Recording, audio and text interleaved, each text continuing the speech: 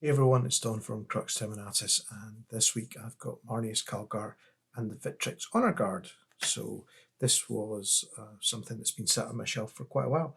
So I'm running out of models, so it's time to dig into the hoard of future glory or pile of shame, or whatever you want to call it. But nice looking box. You can get this in the Conquest magazine at the moment, or Imperium magazine, I believe. So it's probably a good time to do this. Um, Nice little kit, actually. Really liked it. I thought the detail of the Vitrix on a guard was really cool as well. Marneus has a big old base there. So let's have a look at the sprues. Very crisp, very clear, and they're grey. So I'm just not a fan of the blue plastic that you get with the Conquest or Imperium magazine. So yeah, okay, let's get started. So obviously I've primed them black. I'm not going to waste your time showing you me doing that.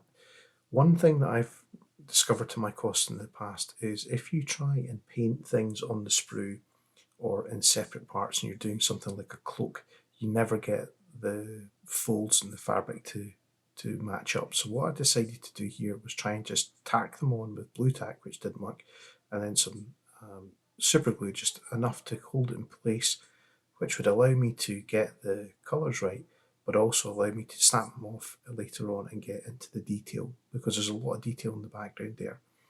I also like to have uh, smooth white, so I decided that I would do the ultra symbol white with the airbrush.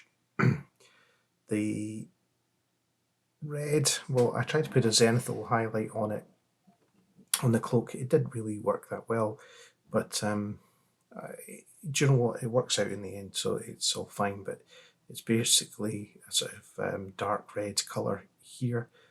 Um, I wish I could have kept the shadows. Maybe they do work. I don't know. You can tell me. But I think it looks pretty cool. The problem I've got now is I need to obviously highlight the red, and I didn't want to use a sort of pinky colour, so I tried to highlight it with orange. Now, initially, I tried it with the airbrush, but I just couldn't get the pattern, the fine pattern enough. So I ended up having to do it by brush. So it's quite subtle, but when it's finished, you can actually see that the highlights are sort of orangey, whereas the sort of base colours are sort of really deep mahogany, sort of deep red. So I've got the inside of the cloak there, but it's too white, so we need to dirty that up a little bit. So I've just got some really thinned down sort of sepia wash, and a sort of less is more approach here, just in all the folds of the fabric. It kind of looks kind of nicotine stained, so maybe the Vitrix are on 20 Mayfair a day, who knows? But it, it does give it some depth, which is pretty nice. I also benefited from sort of zenithal, well, sideways actually, sort of priming, which left some sort of dark shadows. I used liquid mask to keep the white of the ultra symbol on the storm shield. I'm sure there's got to be someone can invent a brush that you can use that doesn't wreck your brushes. Some sort of silicon brush would be really handy. But until someone develops that brush, I'm just using a cocktail stick. And because I have to spray some of it blue for the armour, I put a big dollop of the latex mask there. It's Humbrol mask, just to prevent the cloak from getting covered in blue paint. Speaking of which, blue paint was next, and I actually used an old P3 paint that I had here, but any kind of dark blue would probably do. Something like Cantor blue, or any Games Workshop paints that you care to use. It's just over the black primer, it does come out as being very, very dark for the first brush through. So I did a couple, and it just lightens up just ever so slightly. If you do it like that. Obviously, you can see the paint is just too watery there, so I'm having to be very careful. Now, I switched to a sort of highlight blue colour here, and I'm just doing the kneecap. You can see there. It's when you're doing the airbrush, when it's still wet, it looks a lot brighter, more vibrant than it actually turns out to be when it's dry. So I fell foul of that a couple of times, and I was really frustrated with myself for not learning my lesson. I thought at this point, well, that's perfect, I'll leave the highlight like that. But I came back to it 10 minutes later and, it's kind of vanished into the dark blue. So I did a test model. There you can see it on our left. I was thinking that's much better than my actual production version, if you like. So I need to go and lighten it up again. So I mixed some white into that highlight colour, and I'll do the highlights be a bit more bold with that. So you'll see here, this is a bit of white mixed into there, and it's really kind of, I don't know what you describe it, it's almost like a baby blue at that point in time. So that's me doing the chest there, and I do his hip plate in a second. I think that's probably the best example of how bright it was. And I had the idea of, well, I stole the idea, I didn't have the idea, of a friend of mine who's an ultramarine guy. He said put a purple filter on it. So I make the highlights extra bright and then I dull them down with the purple filter. That's probably going to give me the look I was looking for. So thanks, Roland. Absolute legend. So here we go. So the highlights are looking too bright at the moment. I'm aware of that, but I am planning on dulling them down with, as I say, either a really dark blue or a purple wash. So I've got a purple wash here. Helps if I get it in camera. There we go. So you can see that it does a couple of things. It dulls down the highlights, but it also gives you a sort of like recess shade at the same time. So I do all the blue with this purple wash. I put a bit more on my brush here because there you go. You can see what I'm doing a bit better now. So you get that sort of recess shade, but it also dulls down the armour as well. These tabard type things, what I decided I was going to do was just paint them white, and then go over it with that Gargax sewer contrast paint. If you know me at all, you'll know I'm not really a big fan of contrast paint. It's not anything against contrast paint, I just can't afford to go out and buy a whole new set of paints. But I did buy this one, and I'm glad that I did. So it's kind of my standard now for sort of leather belts and pouches and things. Sometimes I use a sort of sandy colour underneath, but this time I just used white.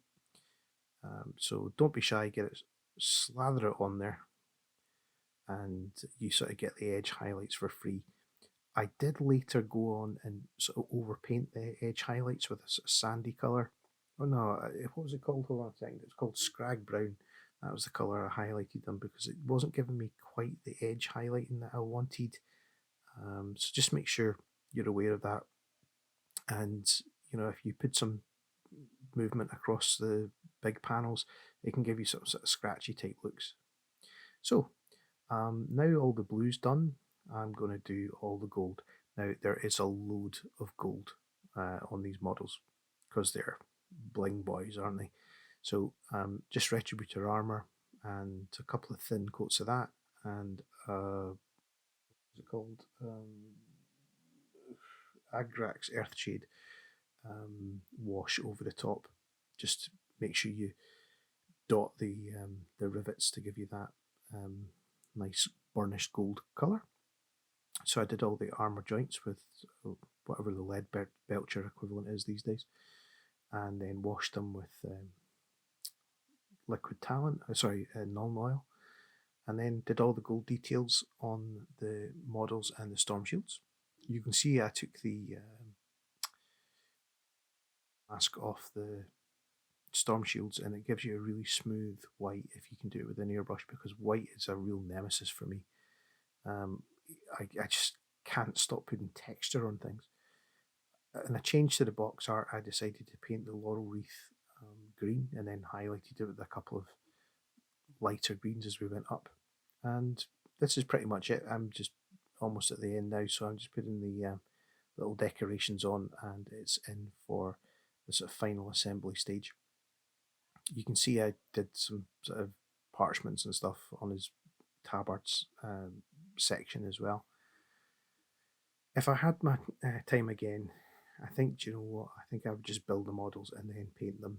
I tried to give these ones a bit more than I would normally do for sort of tabletop. They look okay, they're absolutely fine, and from a distance, they're absolutely credible. Um, HQ models, I find I really want to do more, but real life gets in the way. These were fiddly, these ammo feeds, but in actual fact, unlike sort of Forge World ones where you have to melt them with a hairdryer and all that kind of stuff, these ones actually fitted pretty well straight off out the back box. So bit fiddly, but it does kind of just fall into place. And if you hold it there for a few seconds without moving it, it'll be fine. There we go. So I did some models a couple of weeks ago. My son bought me them for my birthday last year. They were Chaos Sorcerers. These are the models that I've painted so far this year. You'll see them all on the turntable. I'm going to have to try and invest in a better camera because this just looks awful. And it's really struggled to focus. So I'm really sorry. I don't know what I can do about it, to be honest. But those other models are pretty fun to paint. The flames are pretty cool. The sort of dripping book thing was a bit suspicious, and then the other Chaos Sorcerer in the back as well with the snake backpack. Pretty cool, all in all. And that was Shrike. Again, it was a model that was in my to-do list forever. But that's the joys of recessions and all the rest of it. You actually do get through your pile of shame, unless you're one of these people that Games Workshop give a shed load of models to. If you're watching Games Workshop, you know where to send them. But failing that, I'm just your average hobby guy, so I would understand why not. Anyway, thanks very much for watching. If I can answer any questions, please leave a comment or whatever. I'm not going to beg you to subscribe or whatever. Cool. If you're going to do it, awesome. If not, no worries. Cheers. And I have no idea what I'll do next. So something from the pile. Cheers. Bye bye.